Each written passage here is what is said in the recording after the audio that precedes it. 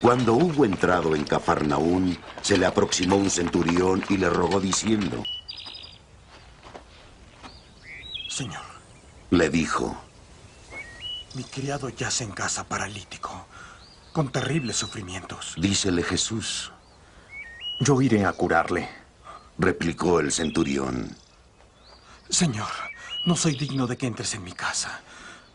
Con que lo digas de palabra, mi criado quedará curado.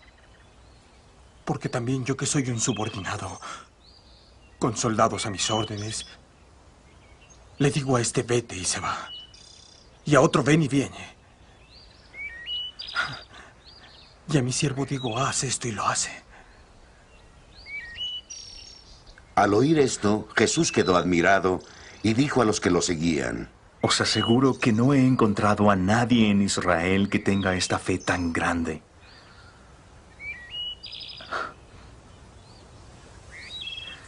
Y os digo que muchos vendrán de oriente y occidente y tomarán su lugar en la mesa con Abraham, Isaac y Jacob en el reino de los cielos. Palabra del Señor. Gloria a ti, Señor Jesús. Tenemos a Mateo nuevamente la visión para los israelitas. El punto central es la fe. El oficial, el centurión romano, se le acerca al Señor, lo reconoce como Señor y le dice su problema: tengo en mi casa un criado que está en cama, paralítico y sufre mucho. Está pidiendo no por su hijo, no por sí mismo, sino por un empleado de él. Y este hombre es un hombre bueno porque se preocupa de ese criado. Busca al Señor para interceder. La respuesta de Jesús es muy, muy interesante. Voy a curarlo.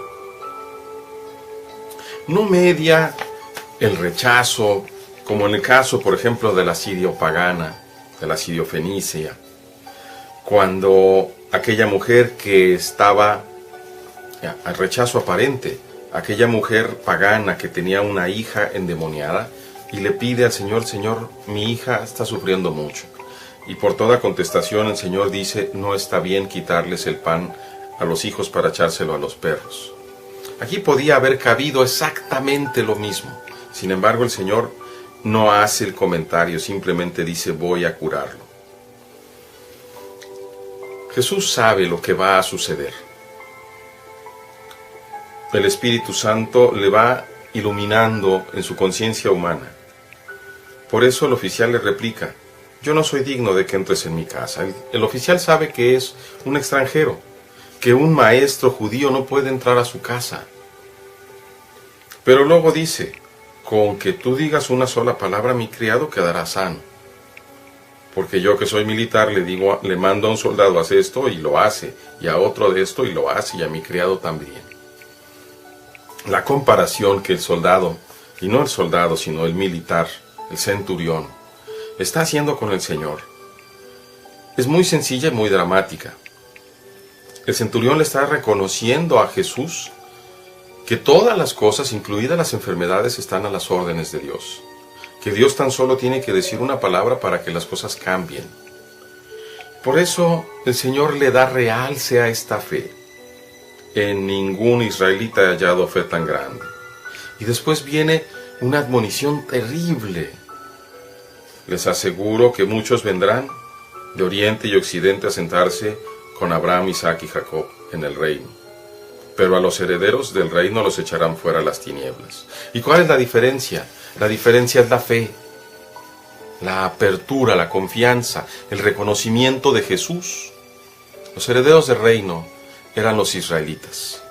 Los herederos del reino eran los descendientes de Abraham, que tenían y tienen precisamente la alianza eterna, la alianza perpetua.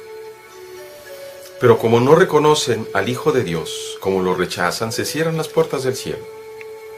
Ahora, nosotros como cristianos también somos herederos del reino. Pero si no recibimos al Señor y lo recibimos con fe, también corremos el riesgo de cerrarnos la puerta, de ser arrojados a las tinieblas. Después, el Señor le dice: vuélvete a tu casa y que se cumpla como has creído. E inmediatamente se cura el enfermo. Hoy la parte central es la aceptación de Jesús, de la salvación de Jesús. La aceptación con fe. Y volvemos a hablar de la fe. La fe no es un esfuerzo mental, no es un conocimiento académico ni intelectual. La fe tampoco es un sentimiento. La fe es una convicción profunda, una confianza, una relación filial con nuestro Padre que está en el cielo y con nuestro hermano Jesús, movidos, impulsados, sostenidos por la fuerza del Espíritu Santo. Muchas veces solamente hablamos con nuestro Padre y nuestro Padre. Otras veces solamente sabemos hablar de Cristo, nuestro Cristo, nuestro Cristo. Y aún hay otros que dicen el Espíritu, el Espíritu. Pero tenemos Padre en el cielo, tenemos un hermano divino que se llama Jesucristo de Nazaret, y tenemos también el Espíritu de Dios. De nuestra parte nos toca recibir y resguardar el don de la fe, y poner lo que nos hace falta de nuestra voluntad para creer aquello que nos propone. Hay un adagio antiguo, fides quaerens intellectum, es decir, la fe pide la razón, porque no podemos tener simplemente una fe ciega de carbonero, sino una fe que va entendiendo el misterio, y el ir entendiendo el misterio de Dios se va desvelando en la oración, en la escucha de la palabra, en la ascesis, es decir, en los ayunos, pero sobre todo en los actos de amor, en los actos de caridad para los demás. Que Dios vaya aumentando la fe en cada uno de ustedes, hermanos, en cada uno de nuestros hermanos y por supuesto también en mí. Dios les bendiga, hermanos.